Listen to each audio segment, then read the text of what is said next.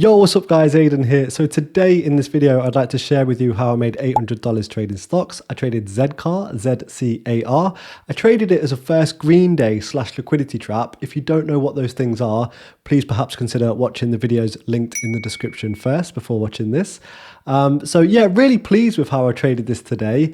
I would say that I was more patient than I normally am, not only in terms of the sales, but also in terms of holding the stock and waiting for it to make the move that I was expecting, because often I can get shaken out by these little micro movements or just bored out. But on this occasion, I just stuck to my risk and said, you know what, let's see what it does. So in regards to the sales, I possibly did sell, I sold a little bit too much too soon, but that's being super critical because I am trying to improve my patience, and I did manage to improve my patience somewhat today. The stock did hit my exact price target, and I did have some shares left there to sell, which is, like I say, a big improvement for me. Let's jump into some charts and I'll show you exactly how it went.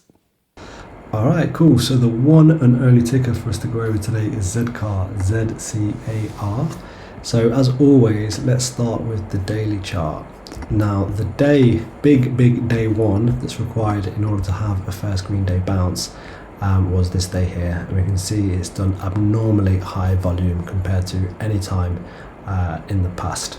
Now on this day one, I wrote it off, and I was wrong to do that, but the reason why I wrote it off is because I looked at the daily chart and saw that it normally has this gap up and fail, gap up and fail, gap up and fail. Excuse me, gap up and fail. So I kind of looked at the daily chart right away and just said, you know what, it's probably going to do that. But I was wrong to do that because, you know, I didn't take into account, well, it's just done a recent reverse split, and also the volume today is a lot higher than anything it's done in the past. So I know those things, but kind of I just wrote it off nevertheless. So I missed this big day one move, and that's cool. Many of you will know by now, if I miss the big day one move, what I'm going to look for is a first green day bounce.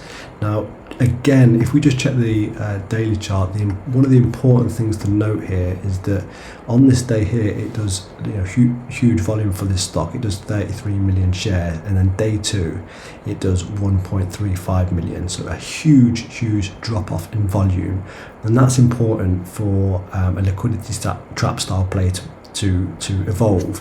So let's just look at the intraday chart, and we can see here, this is the big day one. Okay, and we can see here the huge amount of volume that was traded in comparison to day two. Okay, now when it comes to first green days, I want the stock to be really as strong as possible on its way up. So hopefully, you know, ideally multiple green days, the higher it can go, and the more it can retrace once it's reached its peak, the more belief I have that it can bounce. And generally, I do like to play first green days on stocks that have had multiple green days on its run up. However, this was a particularly strong day one. It didn't just have a morning spike and fail or a pre-market spike and fail all day.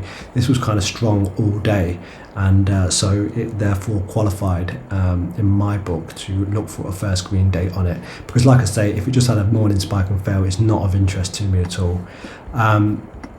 So here on day two, you can see that the volume drops off, you know, really quite a lot. And why that's important is because on this day, shorts will size in according to the liquidity on that day. So if it's done 33 million shares, somebody can take a $50,000 position and get in and out of the stock really easily. However, if they're swinging, you know, on this day, they can't really exit the stock easily without affecting the price of the stock. And so if the price of the stock begins to go higher, and they obviously can't get out easily, but when they do get out and they have to buy, they will force the price of the stock higher, because obviously shorts exiting their position through buying. Okay, and that's how a liquidity trap is formed. It's formed by the drop in volume on day two compared to day one. Okay, so this was the day of interest to me. So this morning, I looked back at yesterday's actions, and I could see that It did break down, but then it sort of like reclaimed this low here, okay, more or less. It didn't have a full breakdown, but this day here at this low was from its height. This is like a 65% retracement, which is a really significant pullback. If it pulled back like 20%, well, if the volume was a lot lower, it could have a third day surge. But yeah, given that it had such a big retracement, I am therefore looking for a bounce. Okay, so this morning I thought that it might just, because I saw that it kind of held 7 after hours, so I thought it might just hold 7. It might just kind of use these lows here as a base. So I started in at 712. But I kind of knew that I had to use this as my ultimate risk, which is why I put this line on. So I added at 712, I added again, I think about 690, and then I added again down here at 660 with my best add.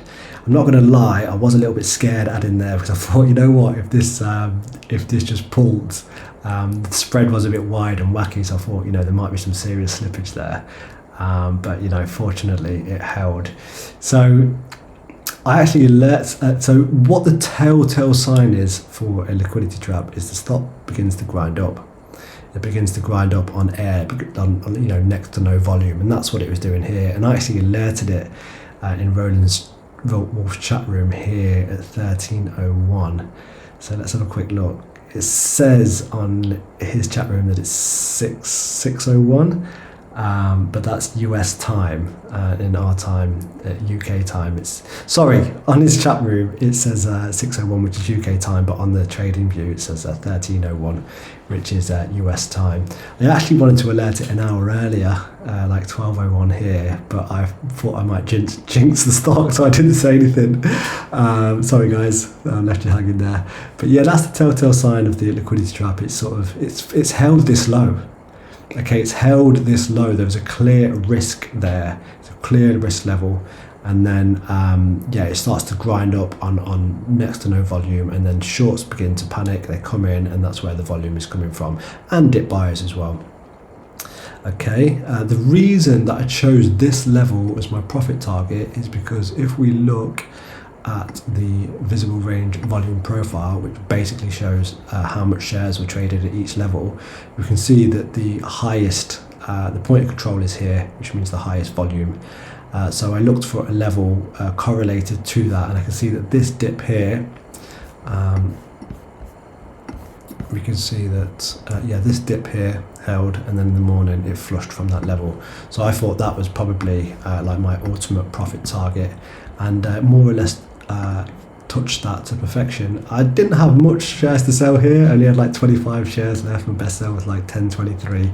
I did sell a bit too much too soon, but yeah, really pleased with the trade nonetheless. So like I say, plus 800 off this. I hope that makes sense. If you have any questions about it, just leave them in the comments and I will get back to you. All right, thanks for watching guys. Cheers, bye bye.